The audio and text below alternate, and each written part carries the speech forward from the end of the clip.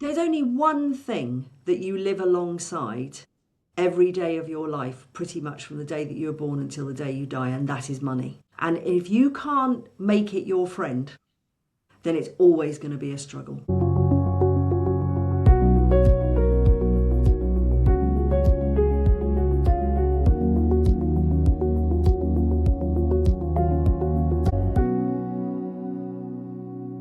Welcome to Medics in Control, the podcast for doctors who want more control over their time, money, and direction without leaving medicine.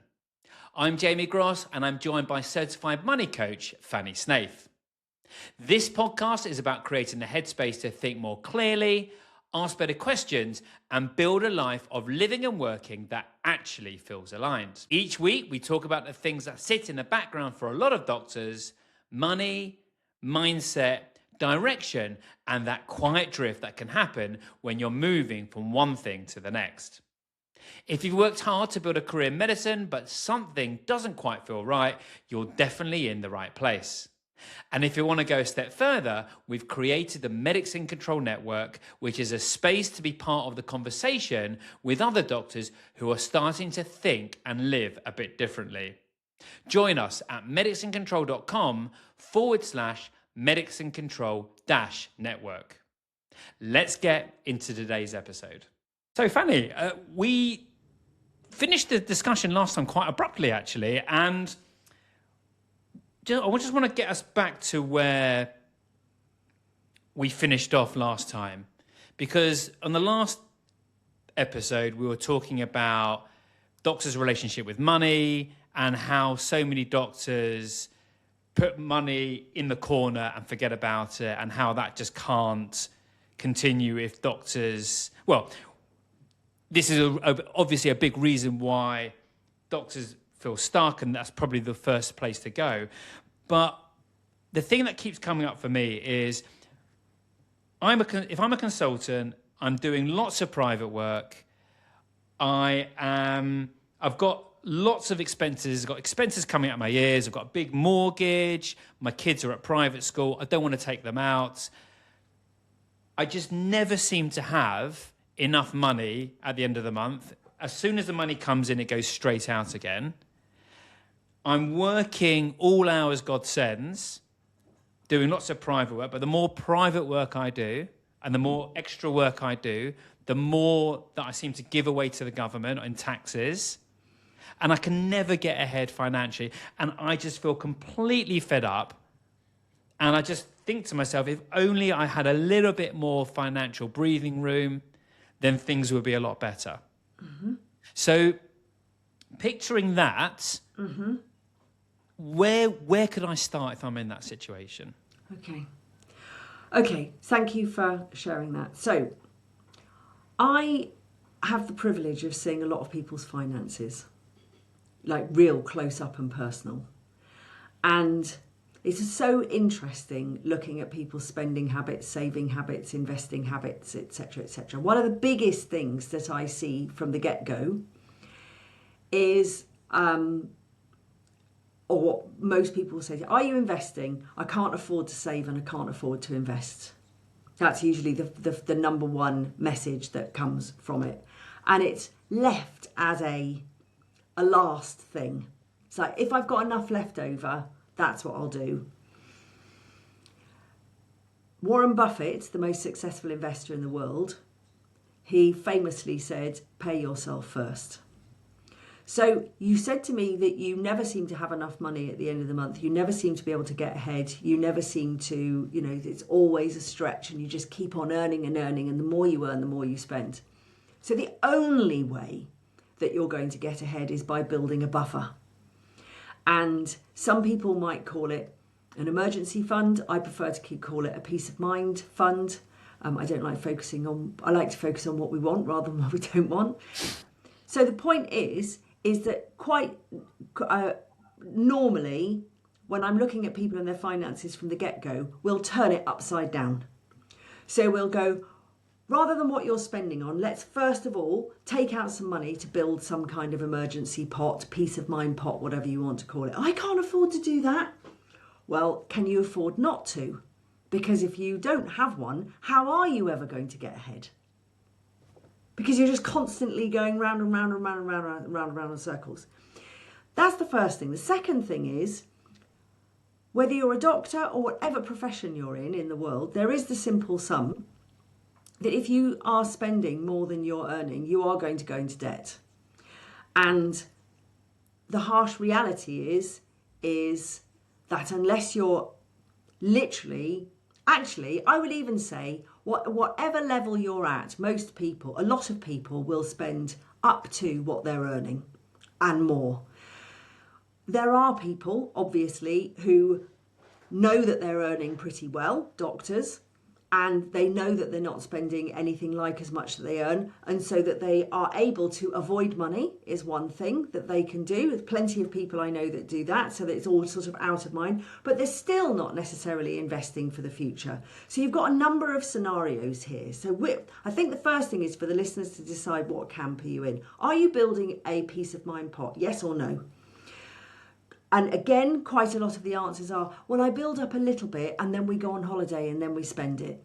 So it's like, it's not a permanent one that's always there for that reptilian brain to be calm, to have that piece of calm, to go, something goes wrong, if the washing machine breaks down, or if the car breaks down, I've got the money to help me out.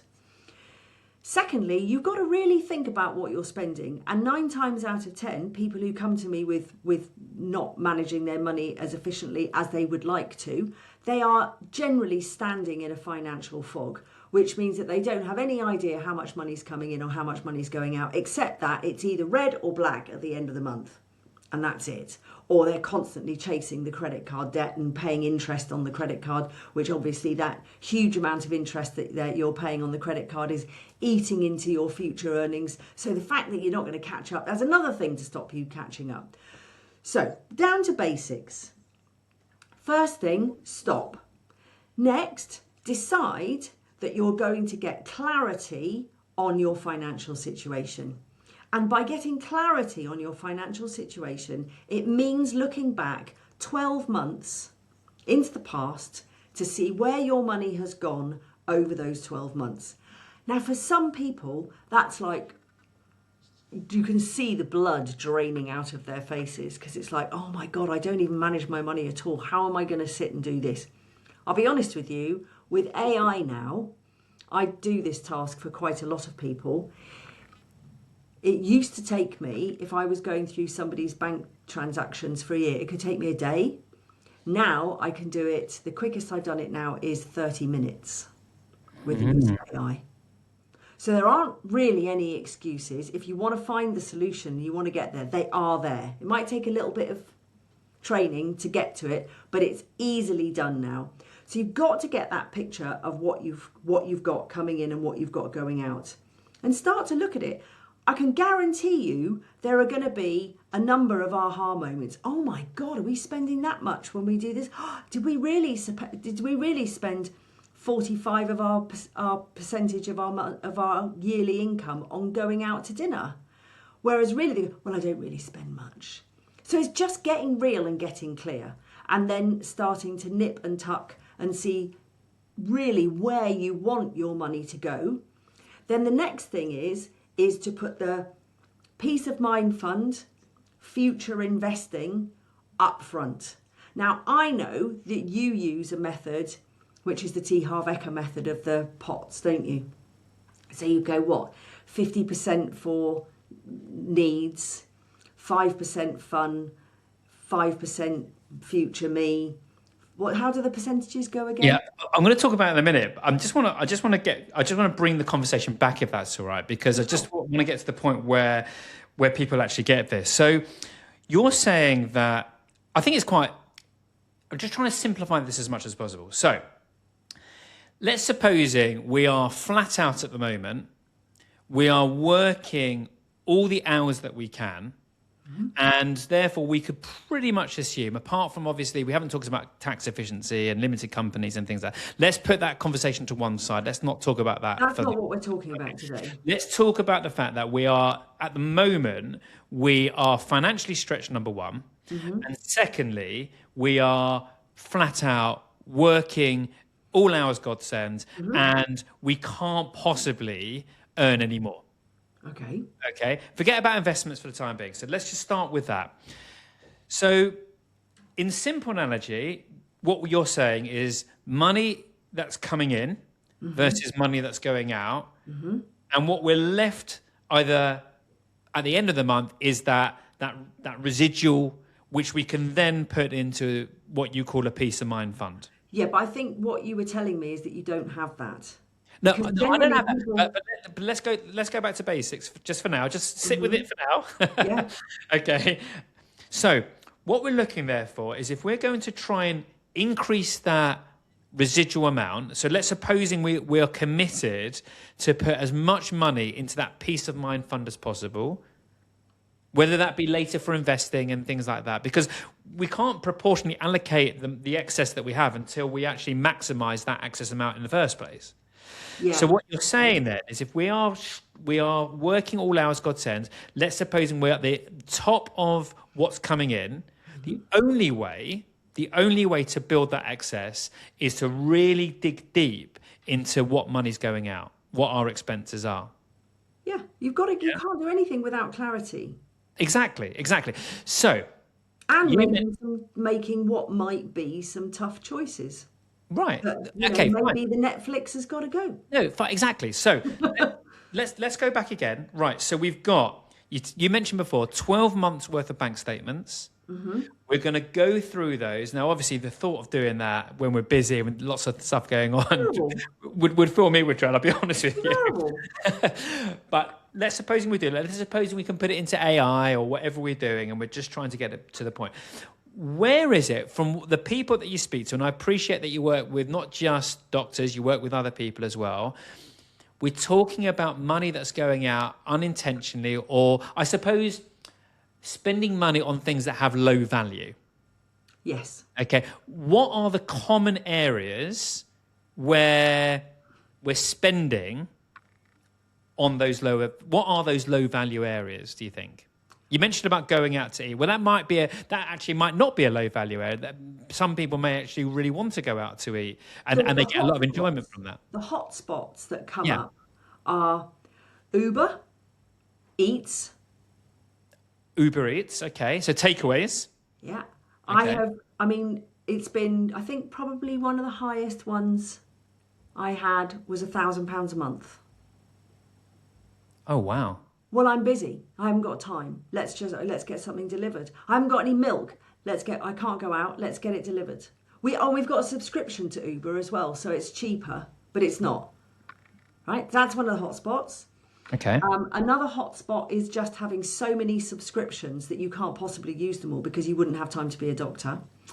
That you've gone, oh, that looks good, and you've signed up. Most of these subscriptions don't have auto renewal.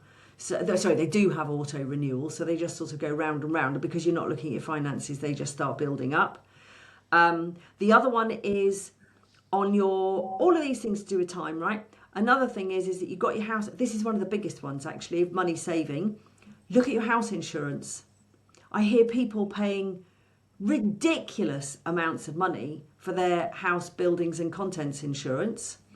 And actually, I say to them, when was the last time that you shopped around? Oh, I just do auto renewal.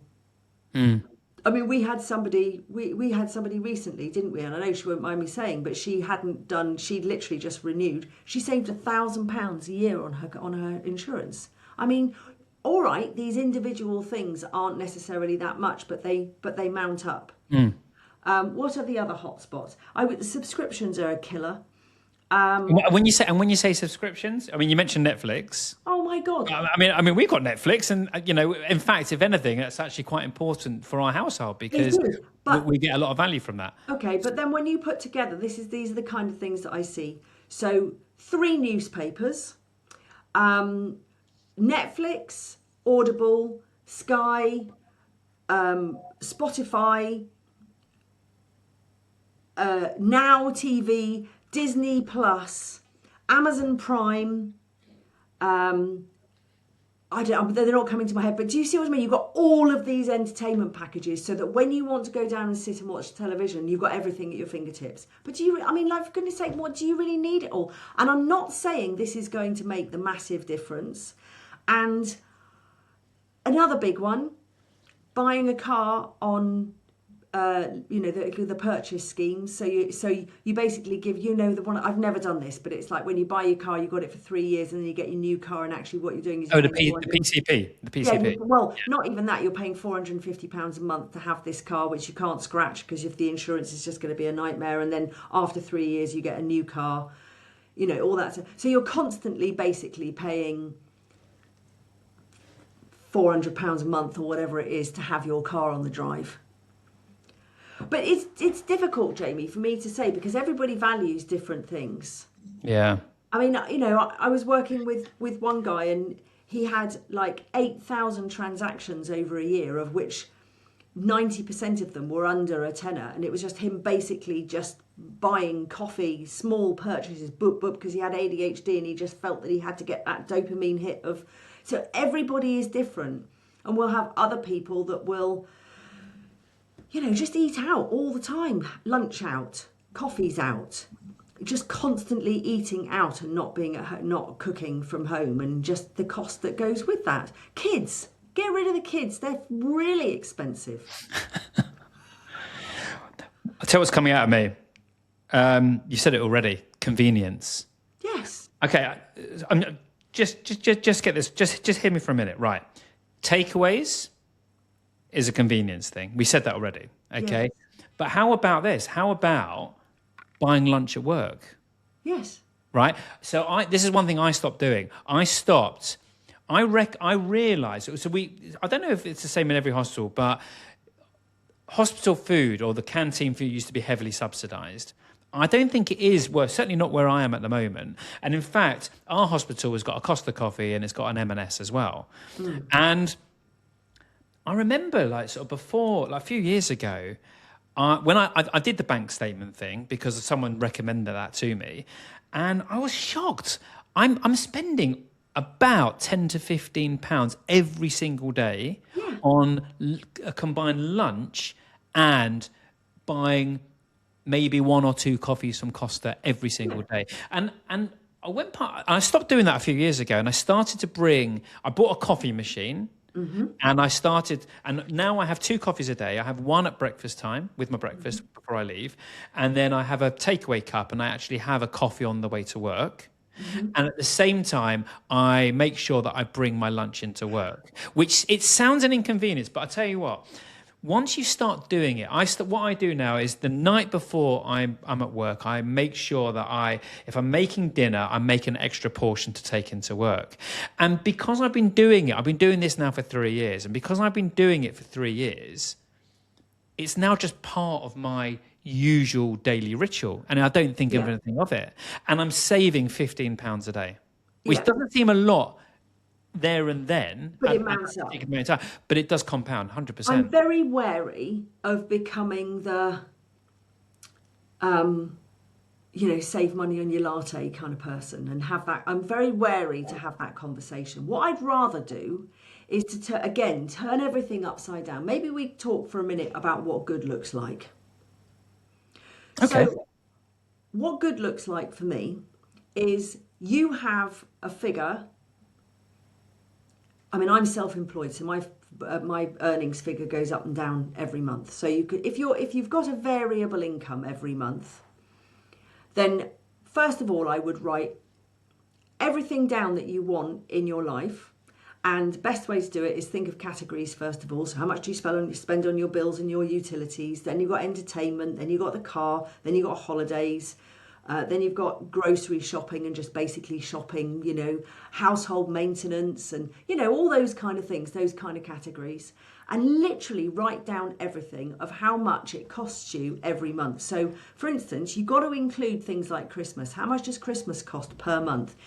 Easy, if it's going to cost you 1,200 quid, £100 a month, right? I'm just doing easy figures. So you put everything in per month and you go, that's how much my life, as I want it, costs me at the moment. Then if you've got a variable income, because I'm guessing that if you've got different shifts and all that kind of stuff, it can be a bit variable with private work as well. Then you've got to go, can I earn that? Yes or no? And if the answer is no, and by the way, I would also include in that savings and investments, building up emergency pots and all that kind of thing, and setting money aside for the car should it have a burst tyre, and also for the MOT, how much is that going to cost you? All those, everything in there. And then basically saying, can I fund that? And if the answer is no, then it's a case of either going, I've either got to up my earnings or I've got to trim my spendings. No, nothing really goes. You have to get ahead with the peace of mind fund. It's like, what do they have these things? People are one paycheck away from everything collapsing. Nobody wants that. Nobody wants that, because not only being one paycheck away from collapsing, but what that does to the brain and our peace of mind, and going into fight, flight or freeze and worry and stress, to add on to the top of all the stress that you've got about working all the hours God sends anyway, you've got to have some kind of calm. I remember when I became self-employed, before I did that, and I know this not very relevant for doctors, but I saved up 2 years' salary so I could literally eke my way into setting up my own business without me going into panic mode and having to sit in front of customers and go, what am I going to do? You look at figures about how stressed people are financially, and so much of it is literally worried about how they're going to pay the bills. So the first thing I would say is getting that peace of mind. It's got to be number one on the list, because it then helps you to change everything into how you are being as a person when it comes to your finances. And that's the most important thing. So this is interesting. So you've got two accounts, by the sounds of it. You've got your general account where you're budgeting. What you're doing is you're first of all, I suppose, taking a snapshot audit of how much money do I need to support my current lifestyle every month. And then you're building up a little bit of what you call a peace of mind fund, where you're putting, I'm assuming that what money's coming in is more than those expenses that you have to support your current lifestyle. And any excess is going into that peace of mind fund, which you're going to build up. No, you don't. That's incorrect. That's incorrect. That's incorrect, because any excess, no. So the way that it works is like this. I have my money comes in at the month, and first of all, I fund all my pots. So I've got a Christmas pot, a holiday pot, a haircut pot, an optician's pot, dentist pot. I've got pots where I'm setting money aside for my future spends. So that's worked out, because I know how much Christmas is going to cost me. I know how much my holidays are going to cost. They're all budgeted for, right? With a little bit of wriggle room. So that's the first thing. So they get funded. Spaces. I've got money for the cat, money for the car, money for household maintenance, all going into those pots. Then I have my peace of mind pot right now is full. So I don't have to put any money into it. I've already got that. But if I didn't, then obviously I would be working on funding that to a particular level, right? It's not going to keep on growing and growing and growing and growing and growing. It doesn't need to. It only needs a certain amount of money in it. And then with any surplus, or with which would be built, I would have investing built into that as well. And then essentially, Jamie, I wouldn't have surplus, because all of the money that I've earned is already mapped out. But if I am having a variable income and I end up with a bonus of £1,000 in a month or whatever, then it would go into investments. Or I might put 50% of it into fun, or I might put 50, I'll choose where to put it, which gives me the most value. Right. Can I say, I don't know if this is just me. I'd just be interested. Obviously, we can't relate. I can't get the opinion of the listeners. I'm thinking to myself, my God, you mentioned all these pots. I mean, how many pots do you have? I mean, you've got to be careful. Well, all the health pots is one. Dentist, opticians, glasses. Right. That's just one. Yeah. And also, when you've got your challenger banks, so if you're using Starling or you're using Monzo, for instance, they all have little pots they've got pots you can put things in straight away, and it'll automatically put money into those pots, and you can even pay from those pots. So it just does it all. So what is the? I suppose there's no right or wrong, but what is the optimum number of pots that people should have? What categories? Just to help Starling people. will allow you to have up to 100. Oh wow! Okay. But I have probably 7, 8. 7. So what categories would you recommend that people can start working with? I mean, let's supposing, okay, so the first thing we're doing is we're going to reduce expenses. We're going to try and go through the last 12 months. We're going to see where that money is being frittered away on things that are low value to us. Right. So let's supposing we've got that extra bit of money. The second thing that you mentioned is we're now going to, whatever money's coming in, based on what lifestyle we want, we're now going to start allocating that money into various pots. Funding future spends. Funding future spends. Great. Okay, lovely. So someone who this is coming to this concept for the first time, what is the most simple and effective way to get started with this pot idea? Right. What categories are we looking at? Okay, so I would say, because everybody's different, if I say Christmas, there are going to be plenty of people here who don't celebrate Christmas. So but let's say typical English culture, Christmas. Okay. So you've just done Christmas. Let's say we're sitting here and we're having this conversation in January, which we're not. It's April. So no, but I'm going to tell you how to do that. So Christmas, let's say it's going to cost me 1,200 quid, right? I'm just making the figure up. 2,400 if you want to, 200. So I've got to set aside £200 a month to avoid a cash flow spike come Christmas. Because this is the thing that catches people out. Cash flow spikes. Oh my God, I never realised it was my mother's birthday until yesterday. Whereas actually, you knew it was her birthday 365 days ago. And you could have planned for it. Even if you were only going to buy her something really simple. If you put it down the side, so it's smoothing the cash. Okay, so you smooth that. So forget Christmas. Let's just call it a present fund. So you've got a present pot. No, I'm going to do Christmas because it's important, right? So we're going to start today, right? So it's April. So we haven't started in January. So we've got April, May, June, July, August, September, October, November. We've got 9 months. So if you're going to spend 1,200 quid at Christmas, divide it by 9, and you now need to avoid that spike, start setting aside whatever that figure is every month so that you can afford Christmas without it drilling a hole in your forehead and creating pain for you. Yeah, okay, I get that. Okay. Right. So and then with everything else, the holiday that you've got coming up in July, have you got a pot where you save for that? Have you got all your spending money set aside? Probably not. Not because you don't have the funds, but because you didn't choose when you came back from your holiday last time to actually set aside that money instead of doing X, Y, Z, right? Eating out, Because going on holiday and I hear so many people going, I've been so stressed. It's been the most awful year so far. I just need a holiday. They haven't got any money to go on holiday, so they put it on the credit card and then spend the next year paying for it. And it's like they come back and have the stress of the bill.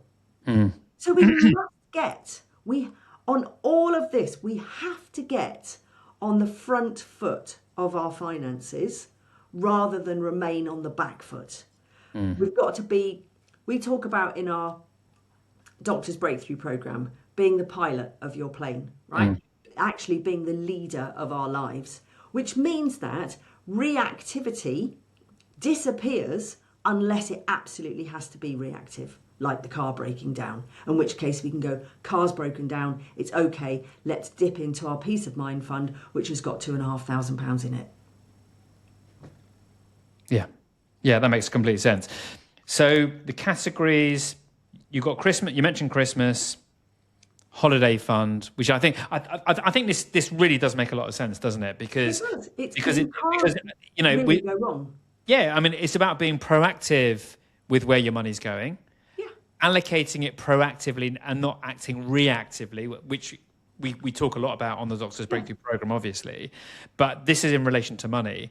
And Can I just say something? yeah, Right, and this is not about blowing a trumpet or anything, but I've never earned anywhere near a doctor's salary ever. Right, nowhere near, probably half, if even that. And yet, over the years, I have practiced doing this again and again and again and again, and all my pots are full all the time. And so, from that position, I can relax.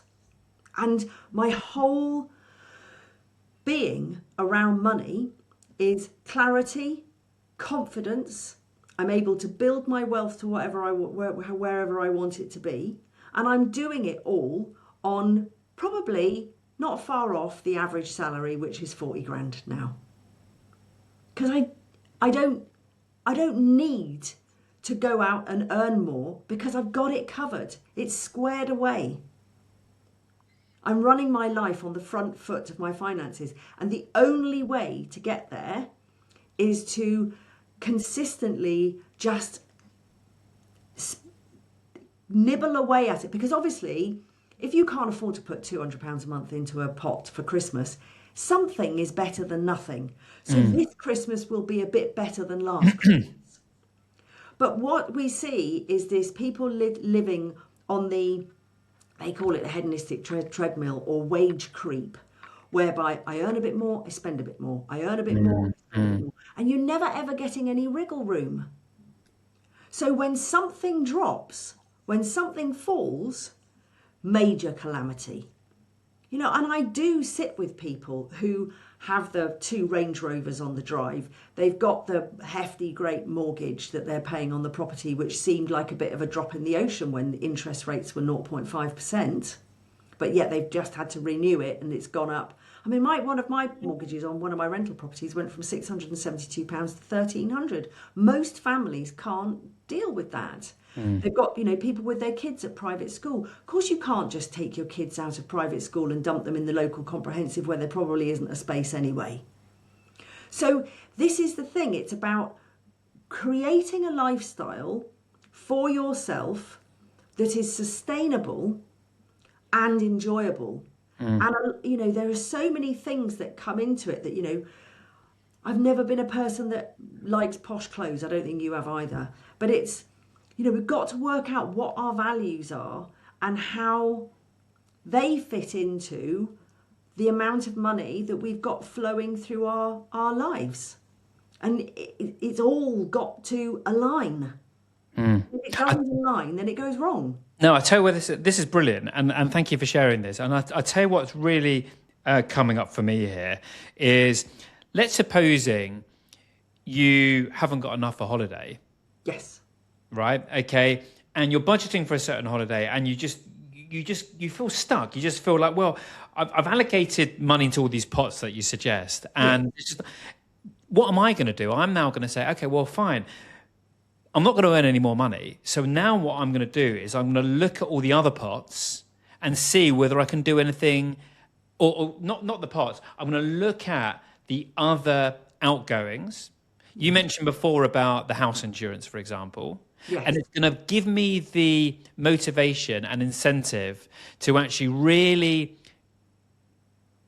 spend time, energy, and effort, not a lot, but a little bit, in actually thinking to myself, how can I save money?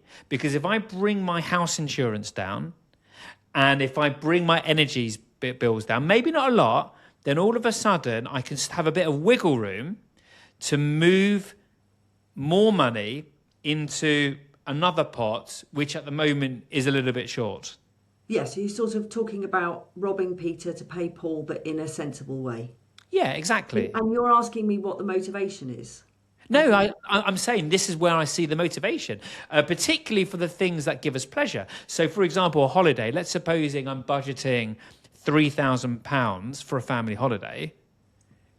Well, Good luck with that. well, exactly, right? Okay. No, I was going to say, I've got a family of 4. I can only go away in the school term time, Yeah. and where I want to go, they're asking for £7,000 to £8,000. Yeah. So I've got to find that money somewhere. I can't earn more money. I don't want to No. be putting it on a credit card. No. So what am I going to do? Right. Well, let's have a look at all the other expenses. Let's have a look at where I can save money, because if I can get Well, to I'm the hoping point, you've sort of already done that, but yeah. yeah, okay, fine.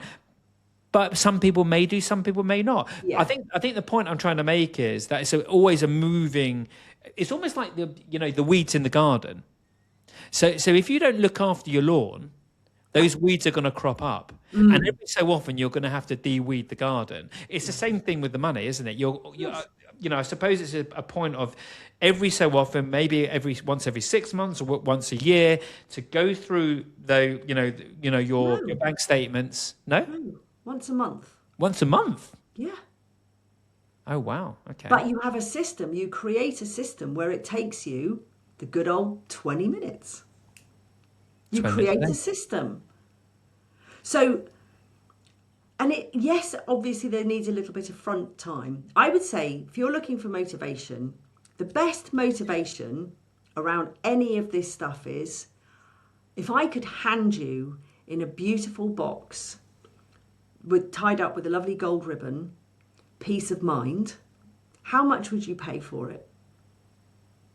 How much would you love to have that peace of mind? Because what I hear is people spend so much time worrying, thinking, pondering over the day that they're going to start managing their money and how they think, and worrying about if there's going to be enough money for next month, blah, blah, blah, blah, blah.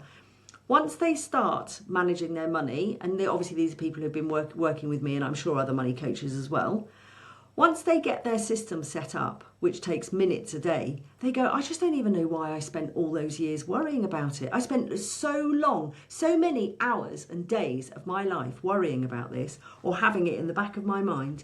And now I can put my head on the pillow feeling, whether I am or not, financially free. Because I know I'm doing the best that I can do with what I've got. I mean, I've heard people say to me, this was a classic once actually, they would usually go on a lovely big family holiday to the sunshine, whatever. And we were in a conversation, he goes, I just can't seem to get ahead. I want the holiday, I want this, I want the car, I want this, but I just, doing this, I'm not going to get ahead. So I said, so what do you propose? What are you going to do? And he said, do you know what we're going to do? And I said, no, I don't, because you haven't told me yet. He said, something that we've never done before. For 1 year only, we're going on a camping holiday. And they went to Wales and they had a camping holiday. It cost about a quarter of what they would usually spend. And they came back and they had the best time ever.